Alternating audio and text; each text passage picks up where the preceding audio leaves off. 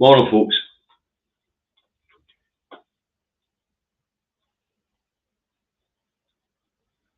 Just get Facebook on board.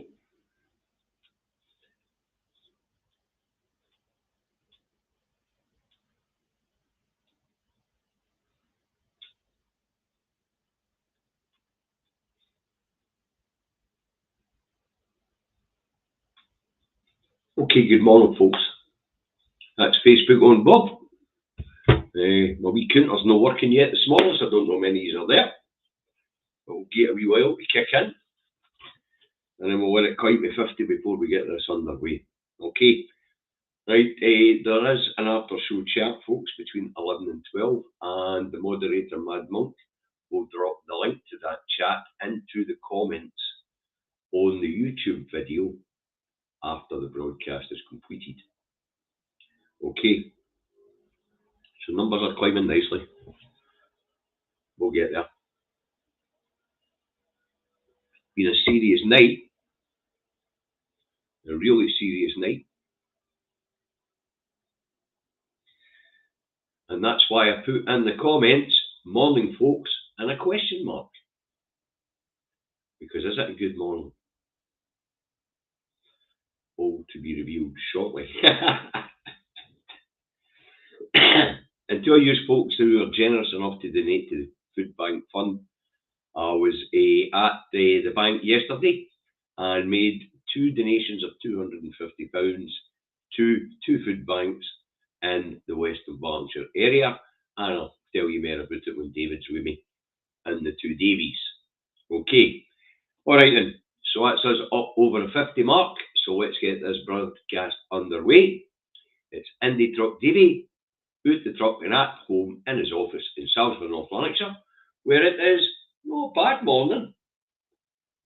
Cloudy, but the clouds are breaking, and it's 12 degrees. Although there are showers in the forecast. Now that's the weather forecast for Salisbury, North Lanarkshire, here in Scotland. If you want to know what the weather's like where you are, look at your ain't bloody windy. Wow. Anyway, let's get this underway. Tragic night in the Middle East. But we knew it was coming. Netanyahu has been pushing for a wider regional war to drag the West in because he can't win on his own. Population's not big enough. The IDF don't look as professional as what we've been told they are. And their army's certainly not big enough to take on a full region of Arabs. Anyway, what's going on? Well, I'll stick the first headline up, and it comes from the Daily Fail. And as I say, I'll put it up. Not good, folks. Not good. Anyway, here we go. Middle East in flames. Iron Dome holds firm against Iran's 200 missile blitz. Now Israel vows vengeance. Well, the vengeance bit doesn't make any sense because this was a retaliatory attack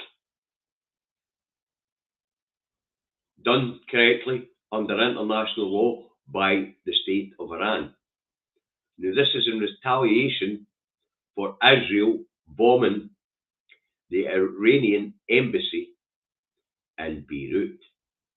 Remember, folks, a country's embassy in another country is technically that country's property. That country, that area where the property sat is actually classed as being part of the state that the embassy belongs to.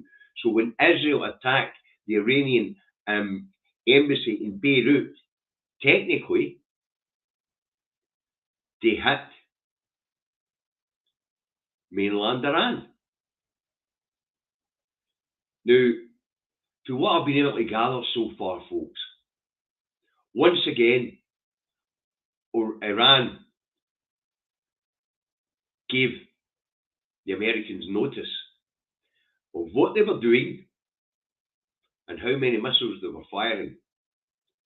And that notice was given 1 hour before these ballistic missiles were sent. So to be fair to Iran, they gave the Israelis notice it was coming.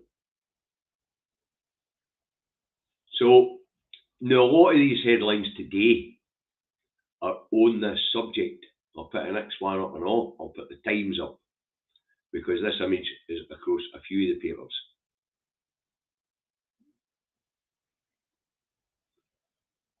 Find the Times. Maybe I'll not be putting the Times up.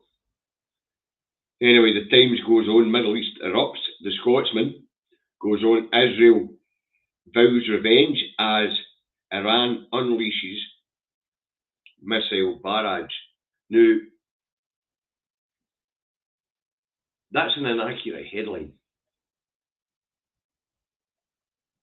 You know, Israel's not entitled to revenge here. This was the retaliatory act. If Israel takes action here, then Israel and Israel alone will be solely responsible for the escalation of hostilities between Israel and Iran. Because as I've just stated there just now, that this is a retaliatory strike by Iran in compliance with international law, and they gave notice. Wasn't much notice this time, but they gave notice. And they also told them what was coming. Not much fairer than that. The Telegraph goes on, Iran attacks Israel. Well, that's true. It was a retaliatory attack. As I say, but in compliance with international law.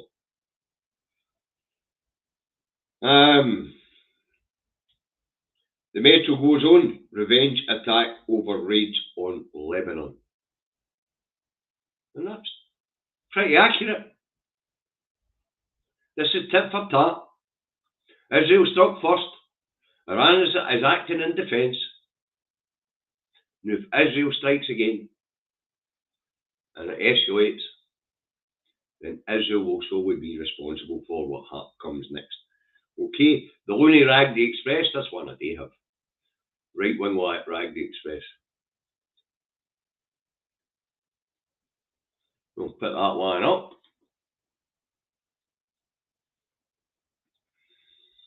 US threatens severe response as Iran attacks Israel. Now, I wonder if America are going to be stupid enough to get in on this. But what we do know is, in response to this, Biden has stated that he'll protect Israel. Of course, he's going to protect his proxy in the Middle East.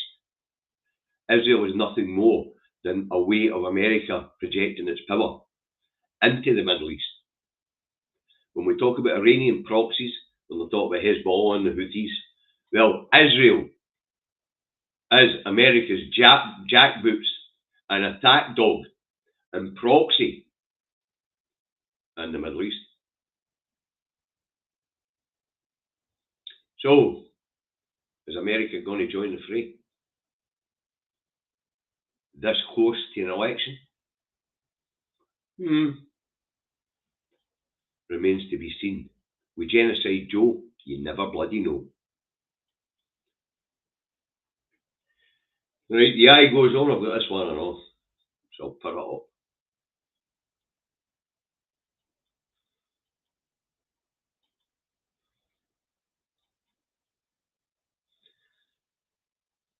It goes on, Iran missile attack on Israel sparks fears of new war. I'll just get that out of it. Iran launches barrage of 200 ballistic missiles in retaliation for death of Hezbollah chief in Lebanon. Israel says large numbers intercepted by its air defence system as residents of Tel Aviv and Jerusalem take to bomb shelters. IDF warns this will have consequences at place and time we decide, while Iran threatens more crushing attacks if Israel retaliates. And as I say, if Israel retaliates, then Israel alone will be responsible for the escalation and the Right, assault comes hours after Israeli troops invade southern Lebanon and limited targeted raids against Hezbollah. Where did we hear this limited targeted raids before? Was that not what they were calling the destruction of Gaza at the beginning? Limited targeted raids to get their hostages back. 6 people killed by gunmen in suspected terror attack in Tel Aviv. And Israel is overplaying its hand in Lebanon, says Patrick Cockburn, whoever he is. And he's saying as it did in Gaza. They say this is quite scary stuff, folks. We could be on the verge of a wider war. A wider war which could see young men and women from these islands putting boots on the ground. The mere fact that we as a state, unfortunately because we're still part of the UK, we are complicit in the war crimes that have been committed by Israel, and it looks like we're about to perpetrate more crimes to protect this genocidal regime. And I was asked last night, or in the wee hours this morning, how's this going to end? What is Israel's endgame? They haven't got one. The only way to de-escalate this is for the people of Israel to topple the nutjob Netanyahu.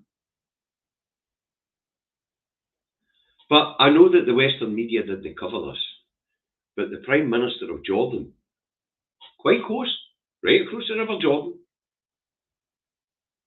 and the King of Jordan, made impassioned speeches in the United Nations over the last couple of days.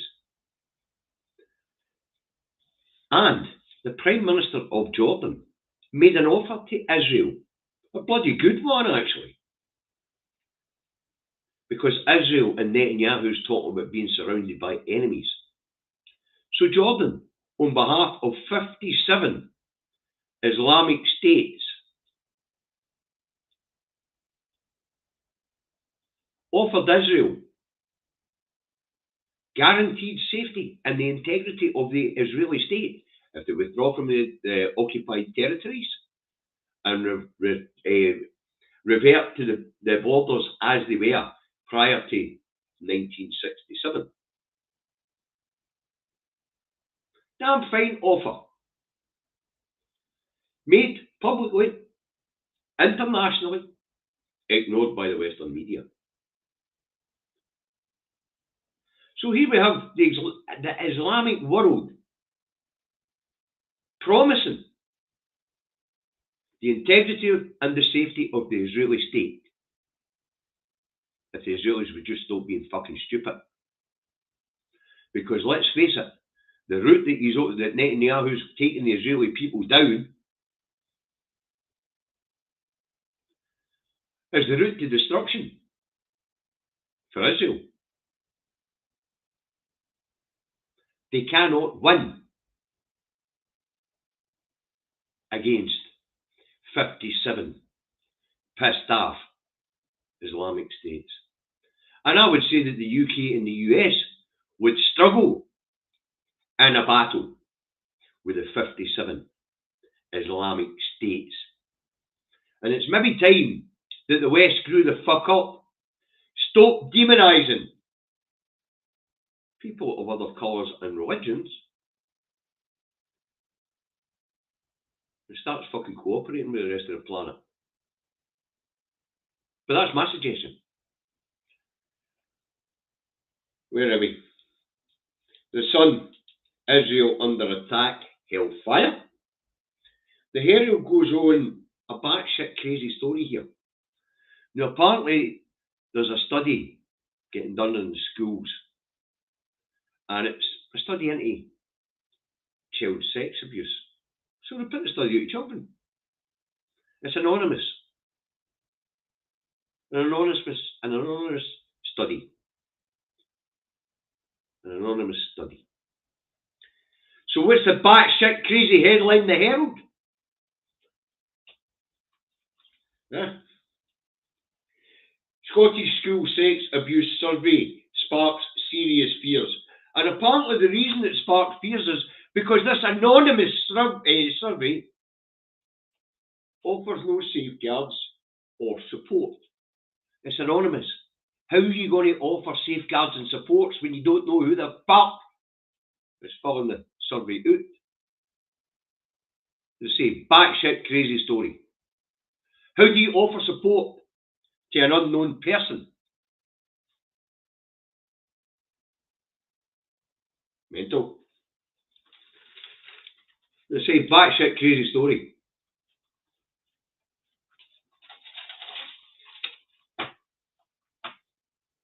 The record goes on. I'll put this one up actually. I don't normally do crime stories, but you know, this one is one that comes up now and again. And there's always some sort of fury, or some sort of rage, or some sort of anger. But I'll stick it up. Okay. Fury as Killer Tasman moves in. Now what's this all about?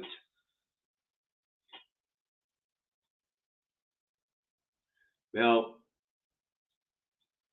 it's the story that a young lady who got 2 of her associates to murder her boyfriend has been released from jail and moved into the sleepy seaside town of Dunbar. And apparently the residents of Dunbar are not happy.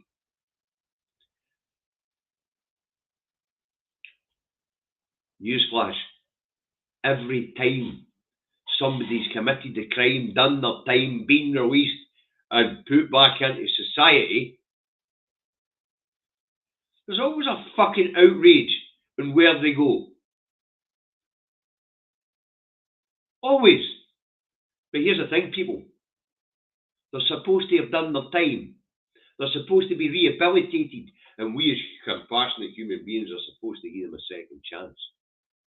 Where the fuck do you want them to go? Wow. People being released from prison have to settle somewhere. And a lot of them decide not to go back to the place where they got into trouble in the first place. A lot of them want to go off somewhere else and try and start again and rebuild their lives. And yet when they do, the people who they want to get integrated with to give them a chance to rebuild their lives fucking reject them. This sort of dog whistle shit in the fucking record should be banned. Absolutely banned. So, every time we release somebody from jail, we need to put them into a colony designed for them, do we? Fucking mental. Mental. The National's got an interesting story, so I'll put the headline, I'll put the front page up. Where are we? National. No, not that one. Here we go. So, the National. Findlay says Tories will attempt to put a stop to independence being debated at Holyrood. And this is the new Conservative and Unionist Party branch office manager here in Scotland, who says he's going to put a motion before the Parliament to ban the Parliament from debating independence. Good luck with that. But I'll tell you what, that's pretty fucking scary. If this is what the new branch office manager is bringing to the table, a motion to shut down debate, he's already no fit for fucking office. He is already not fit for office. And councillor who grabbed Reeves' speech protester faces probe. Faces probe. Faces probe. Fucking said this before. And I did a video on this. The people who assaulted that young man should be fucking arrested. And apparently, the guy who strangled this young man, dragging him for the fucking auditorium at the Labour Party conference, was an elected official. That makes it twice as fucking bad. Twice as bad. And there was two of them. But one of them was facing a probe. A probe. Fuck. Criminal investigation for assault is what this person should be facing. Because, as I say, I did a video on it. You can check it out. It's in, you get into the Two Davies, you get into the lives. You like it that says lives, because every media is live. And you'll find that. I put the video out of the guy being huckled out of the auditorium. Physically dragged out of the auditorium. Absolutely disgusting. Reeves put herself up there on that podium. And an outburst like that at a party conference is not unusual. As I say, I put a video up about it, how it was dealt with at the Labour Party conference and how it should be fucking dealt with. Right, I guess we'll lighten things up a bit.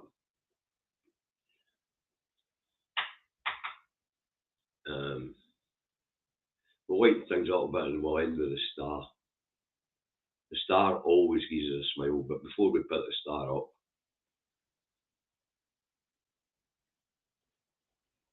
things are taking a dramatic turn for us folks. And I've said this before, and I'll say it again. As long as that shower of shite in the House of Thieves and carpetbaggers are supporting the rogue state of Israel and the genocidal regime of Benjamin Netanyahu, then you, me, and every living creature on these islands, every living human being on these islands, are complicit in the war crimes being committed by Israel. Thanks to our administration in the House of Thieves and Carpetbaggers, the previous one and this one, the Conservative and now the Labour Party, have got us covered in blood of the women and children of Palestine. As long as they're supplying money, military aid, and weapons, then our hands are smeared with the blood of the women and children of Palestine. Simple as that. Simple as that. Anyway, so we'll lighten things up as we get towards the end of the half hour, and we'll put the star up, because the star always gives us a wee smile, so we'll lighten it up as we head off. Is Iran still bombing? No. They made one strike at 200 missiles, and they told the Americans in advance they were coming. An hour in advance they were coming. Right, star. Let's get the star up. Where are we? Star. Here we go. As usual, UK state acts batshit crazy apparently. Here we go. And the Queen's funeral horsey gets an OBE. Tell you the state was batshit crazy, didn't it? So there we go. Gong for long-faced hero who led Lizzie's procession. Queen's funeral horsey gets an OBE.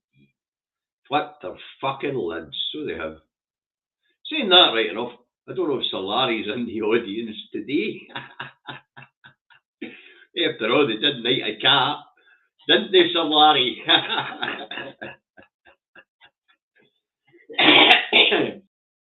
Absolute batshit crazy. Explains what's wrong with the UK. So it does. Absolutely batshit crazy. It's their class system, you see. You know, fucking horse have been promoted before human beings. Cheers. Lovely stuff. A horse to get in the gong. Oh, lovely. Just brilliant. They say things are taking a turn for the worse, folks. Might not be long before your children, your grandchildren get their boots on the ground in the Middle East, if they're in the military. And if no, they could well be drafted. Because let's face it, the size of the UK military is tiny. Absolutely tiny. we can, I mean, the last major report says that we don't have enough to defend these islands. Never mind go to fucking war. Melanie, the horse deserves it more than a few humans. You're absolutely right. When you look at the honours list, it's like the sex offenders register.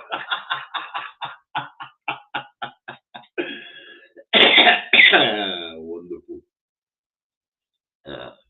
Larry the Cat should get an MBE or OB for having it put up. Neil, Larry's already been honoured. They made him a knight of the realm. We've got a cat that's been knighted, for fuck's sake. Then we've got a horse with an OBE.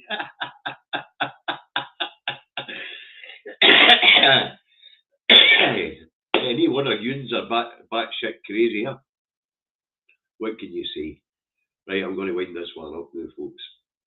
Thanks to the moderators for moderating. Thanks for the audience for viewing. And reasonable numbers a day. There's only 190 watching live, but it is early in the morning. But and of course, a lot of people would have stayed up late last night watching the news of the horror unfold in the Middle East, which could see escalation and hundreds of thousands more deaths. Well, let's see. Horse gets an OBE. Have a nice day. Maybe see you in the after stream chat after I've made myself a coffee. And